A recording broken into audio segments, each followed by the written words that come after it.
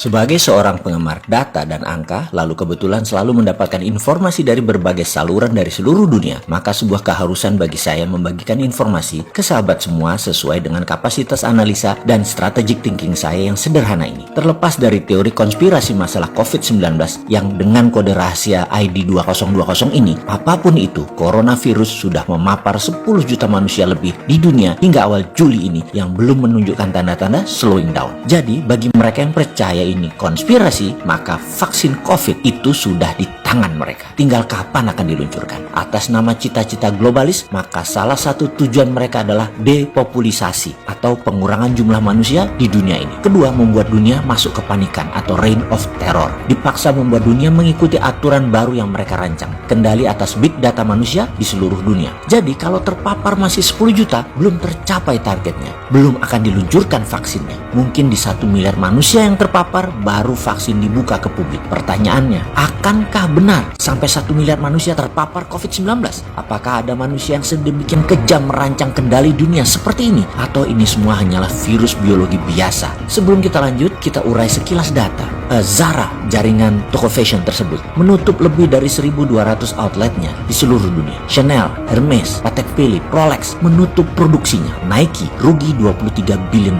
Airbnb menyatakan apa yang mereka bangun 12 tahun hilang dalam 6 minggu karena bencana COVID. Hotel, restoran, fine dining, chain restoran, tempat wisata saat ini 60% mati suri di Amerika dan di Eropa. Daftar ini tidak berakhir di sini, masih berlanjut. Inilah korban ekonomi karena COVID yang baru 6 bulan dijalankan. Dan bagaimana 6 bulan ke depan lagi? Begini menganalisanya, kalau COVID ini adalah virus biologi biasa, maka secara vaksin akan didapat kira-kira 12-18 bulan periodenya. Dan kalau kita patok sejak Januari 2020, maka paling cepat vaksin ini tersedia atau ditemukan adalah di Januari 2021. Kalau kita globalis pengendali vaksin penyebar virus corona, kita manusia yang tidak punya hati, maka ditunggu kapan puncak penemuannya para kompetitor tersebut. Kita tidak buru-buru keluarkan vaksin kita. Katakan Januari 2021 benar kompetitor menemukan vaksin dan berhasil. Akankah globalis mendahului meluncurkan vaksin COVID? Belum tentu, Ferguson. Mereka ini pemain panjang. Kalau badminton dikasih rally panjang istilahnya. Main lob terus shuttlecock dikasih ke atas belakang sehingga kita terus menekuk punggung kita ke belakang melayani lob-lob atas tadi. Gak akan mungkin kuat kita smash. Kita harus keluar ke garis belakang untuk men-smash kok tadi di atas. Dan sekali dimainkan ke net balikan smashan kita tadi, mati langkah deh kita ke garis belakang. Gak mungkin cepet langkah ke depannya. Jadi globalis terus akan mainkan lob-lobnya tadi agar kita terkuras tenaganya. Globalis juga tahu sekali kalau mereka kalah cepat meluncurkan vaksin, mereka malah rugi. Karena banyak negara saat ini laboratoriumnya berusaha bekerja 24 jam di mana-mana untuk secepat mungkin menemukan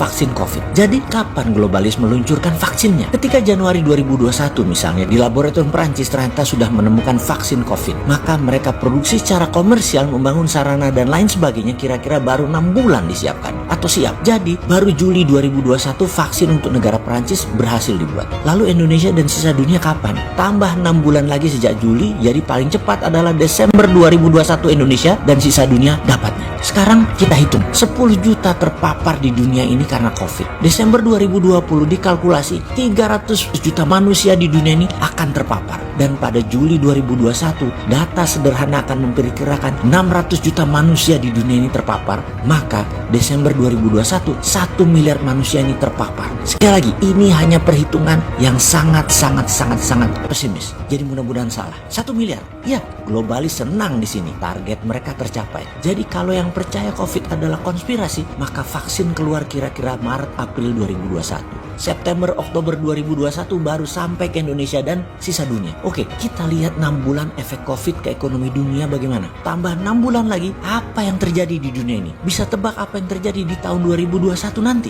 Jadi, dalam video yang tersebar 10 bulan yang lalu, si Sontoloyo ini mengatakan dunia resesi di tahun 2021. Mungkin saya harus ralat. Mengapa? Bisa-bisa bukan resesi, tapi dunia mengalami Great Depression di tahun 2021 karena resesinya di semester 2 di tahun 2020 ini.